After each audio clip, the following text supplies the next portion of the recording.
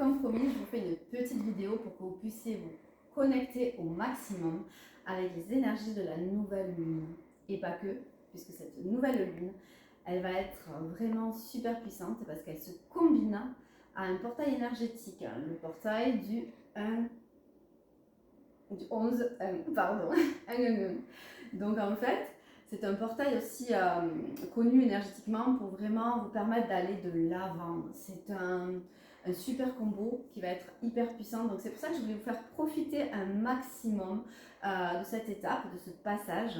Donc peut-être que ces 3 jours là précédant cette nouvelle lune, vous allez vous sentir un petit peu instable. C'est assez perturbant parce qu'on va encore venir vous montrer ce que vous n'êtes plus prêt à accepter, venir vraiment appuyer là où ça fait mal, vraiment vous chipoter. Donc attendez-vous à être un petit peu mes figues et mes raisins. Donc pour cette nouvelle lune, je vais vous proposer en fait un petit rituel et une façon de vous connecter pour pouvoir poser vos intentions. Alors il y a le basique, la petite bougie qu'on allume les soirs de nouvelle lune et pleine lune, où on va aller poser notre intention et se connecter à l'énergie lunaire avec cette bougie.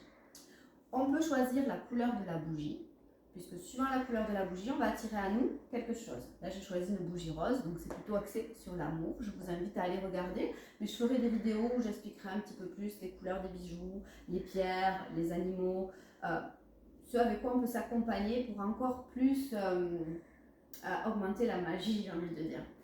Donc moi j'ai pris de l'encens. Là c'est un bâton d'encens de sauge, donc c'est pour la purification. Ça je l'utilise surtout pour les pleines lunes, puisque pour la pleine lune c'est une énergie de libération. C'est vraiment on enlève tout ce qu'on ne veut plus. Voilà, c'est vraiment un but vraiment guérison, libération, c'est vraiment la pleine lune. Alors que la nouvelle lune, on va venir inspirer et prendre tout ce qu'il y a de meilleur à nous amener dans cette vie, quoi. En fait c'est vraiment...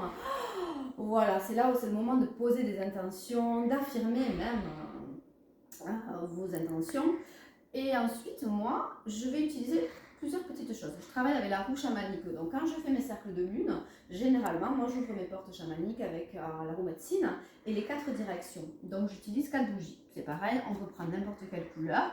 Mais en fait, à savoir, une bougie vers le nord, une bougie vers l'ouest, une bougie vers le sud et une bougie vers l'est. Voilà, ça c'est mes 4 directions.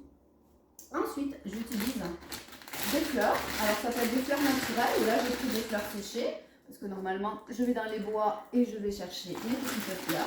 Donc on crée un petit cercle. La bougie peut suffire. Ça c'est pour les plus audacieux, c'est pour ceux qui veulent vraiment faire quelque chose de beaucoup plus esthétique et quelque part beaucoup plus puissant, parce qu'on connaît la force du cercle. Le cercle est vraiment là pour... il y a une espèce de magie quand on fait un cercle, c'est vraiment, je vous invite à aller voir la signification d'ailleurs, c'est vraiment quand même assez important. Donc ensuite, on peut utiliser voilà, des petites branches.